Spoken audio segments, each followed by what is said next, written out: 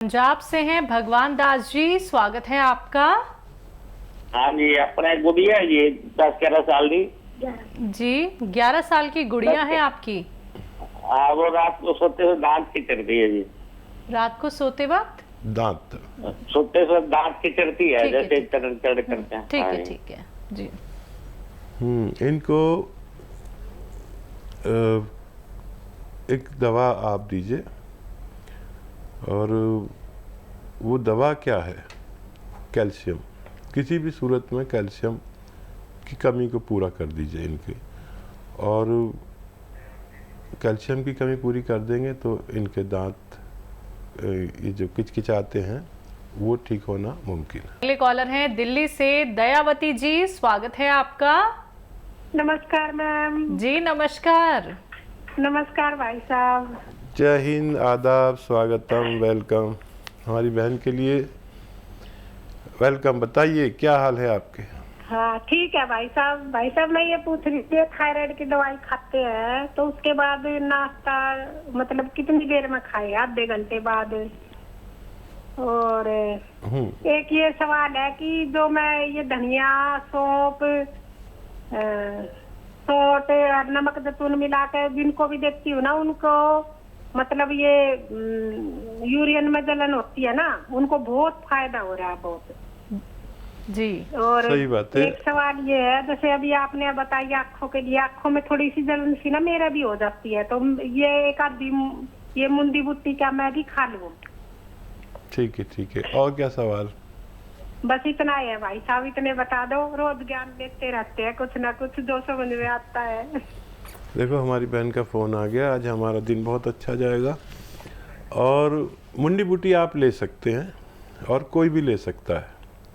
एक मुंडी बूटी खाएंगे तो 1 साल तक आँखों के जो मौसमी बुखार, वबाई इमराज रोग होते हैं ना, जो मौसम के साथ आते हैं, किसी की आंखें लाल हो गई, किसी की आँखों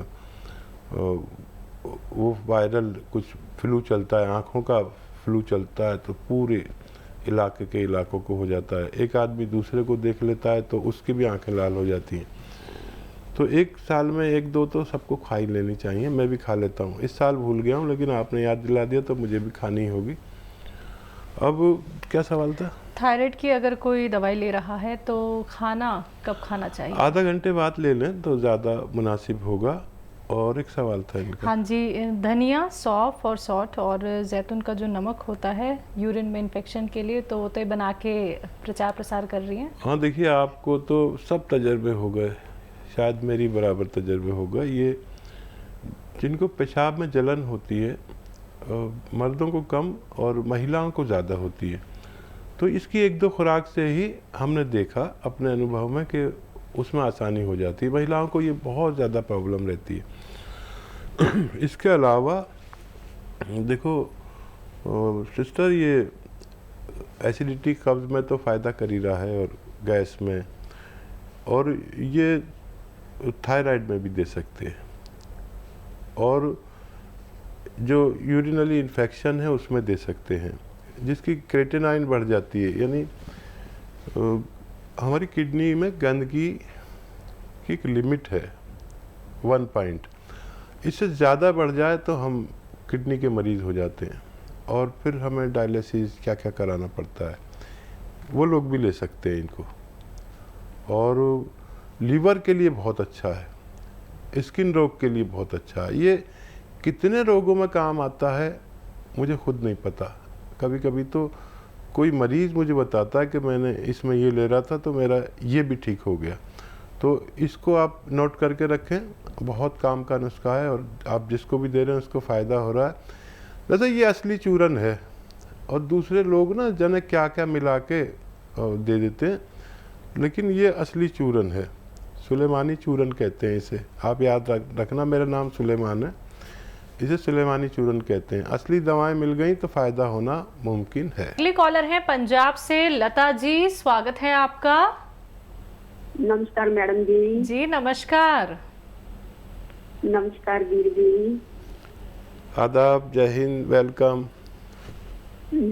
भाईजान मेरे 3 सवाल हैं। मैडम जी 3 सवाल है, लिख लो आप, है ना जी। मैडम?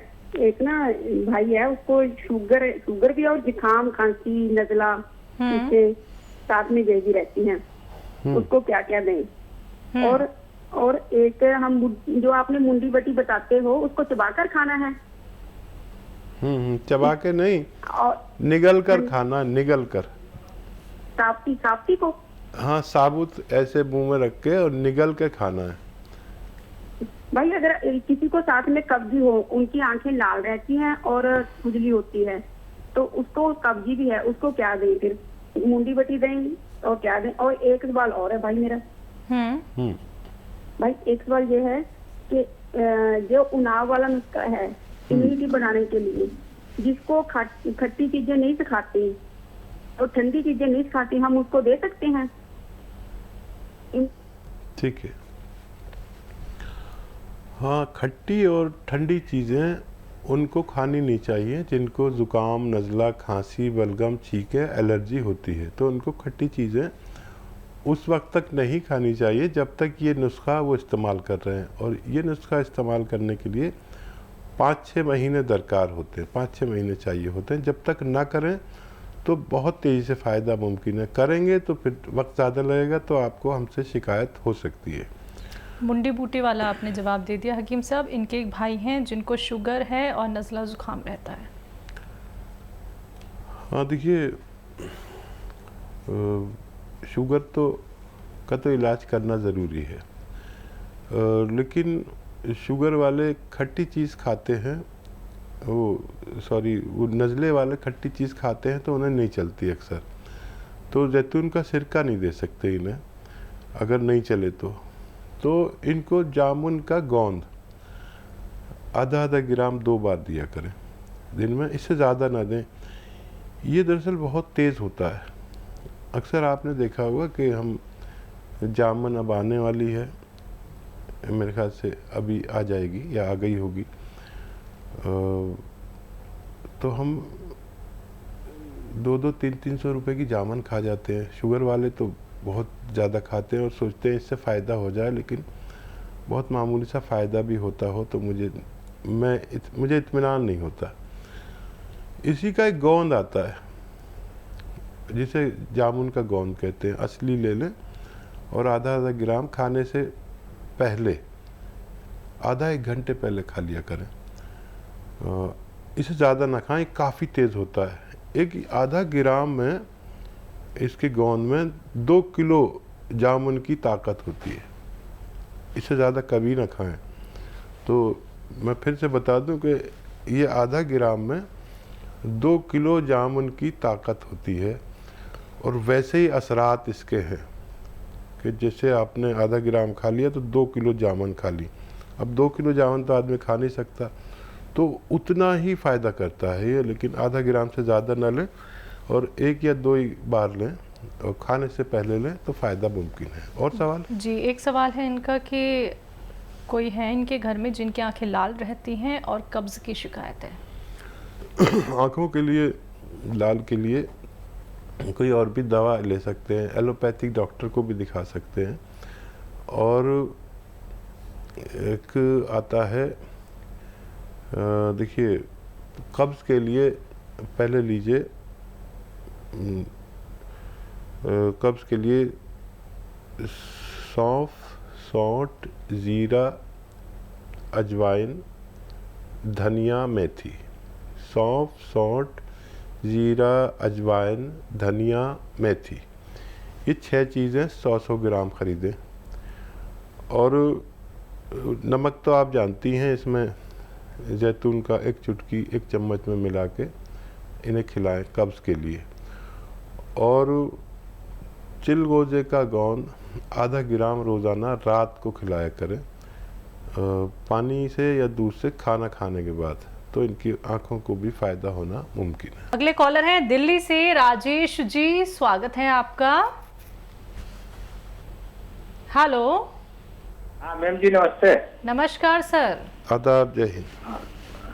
आदाब सर जी, बताइए। अरे सर 2005 में मेरे हो गई थी पथरी गुर्दे में। वो 37 mm की थी, तो मैंने ऑपरेशन कराया था। तो उसके बाद में फिर मेरे अब पथरी हो गई।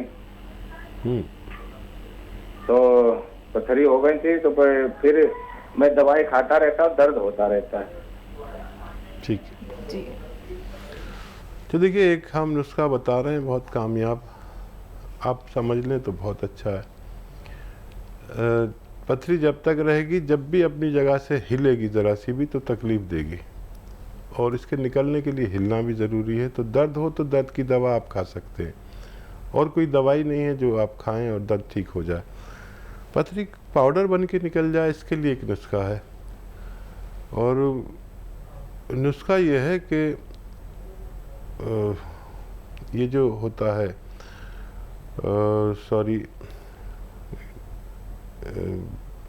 गूलड़ होते गोल गोल, अब पत्ता, उसके पत्ते ले लें, गूलड़ के 2 पत्ते 3 पत्ते आप ले लें, और उसको बारीक पीस लें सिलबट्टे पे, बहुत बारीक पीस लें। नींबू पानी में पीस लें, पानी न डालें, नींबू पानी डालें, उसमें खूब बारीक पीस लें। 1 गिलास पानी मिलाएं, उसके बाद 1 गिलास पानी मिला के इसमें नमक ज़ैतून आता है, एक नमक ज़ैतून, ये आपको अपने घर में रखना चाहिए, क्योंकि आपको बार बार पथरी होगी, जिसको भी होती है बार बार होती है, तो कभी कभी ये पी लिया करें। नमक ज़ैतून 1 चुटकी या 2 चुटकी इसमें मिलाकर 5-6 दिन लगातार पिए, एक खुराक सुबह, और हो सके तो शाम को भी पी लें। ये नुस्खा आपके घर में रहना चाहिए, क्योंकि आपको बार बार प्रॉब्लम होती, तो ये अगर आप कभी कभी पी लिया करेंगे तो वो बनने ही नहीं देता। तो ये पीकर आप पानी और 2 गिलास पानी और पिए, और आधा घंटे तक खाना ना खाएं। दर्द हो तो दर्द की दवा लें, तो बहुत जल्दी आपकी, मतलब जल्दी ही ये पथरी निकल जाना मुमकिन है। महावीर शर्मा है गुड़गांव से, स्वागत है आपका। हाँ जी, बताइए सर, प्रश्न क्या है? प्रसन्न जी, मैं दवाई मंगाई सियागोन, और उससे बहुत आराम हुआ है। मैं वैद्य जी को धन्यवाद देना चाहता हूँ, बहुत बहुत इनका धन्यवाद। भगवान इनको खुश रखे, कारोबार में इनकी तरक्की हो। बहुत धन्यवाद भाई आपका, आपने हमें जो ये फीडबैक कॉल दी है, हम खुश हो गए बहुत ज़्यादा। और अब आप देखिए, हमारे साथ जुड़े रहिए।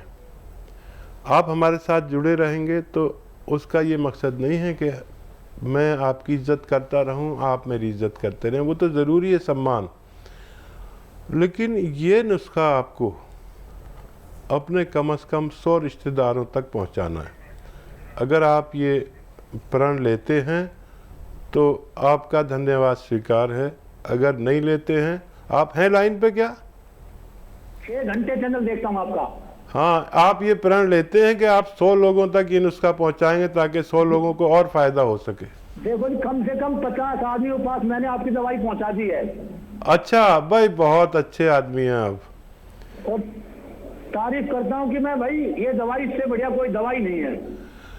आप यकीन करें भाई, देखिए, मैं जो भी नुस्खा आपको बताता हूँ वो लाखों बार जब आजमा लेता हूँ तब आपके पास पहुँचाता हूँ। बस मैं ये चाहता हूँ कि मेरा कोई भी भाई जैसे आप हैं, वो उससे अगर लाभ उठाएं तो सिर्फ अपना लाभ उठाकर ना बैठ जाएं, फिर वो सबको होना चाहिए लाभ, जो भी आपकी तरह 10-10, 20-20 साल से तकलीफ़ में, हर घर में वो लाभ पहुंचना चाहिए। हर घर को उस दवा की पहचान होनी चाहिए, हर घर को के पास एक डायरी होनी चाहिए, ताकि अगर मैं कल को नहीं भी रहूं तो आप सेवा करने वाले मौजूद रहें, आपके बाद कोई और रहें, और ऐसे ये सिलसिला चलता रहे, और ये सब कुछ ख़त्म हो के लोगों को कुछ पता ही नहीं है। हर घर में एक जानकारी हो, जितना मेरे पास ज्ञान है आप तक पहुंच जाए, ये मेरी कोशिश है। इसी साल मैं रिटायरमेंट लेने वाला हूं, मुझसे जो भी नुस्खे पूछने हैं पूछ लीजिए,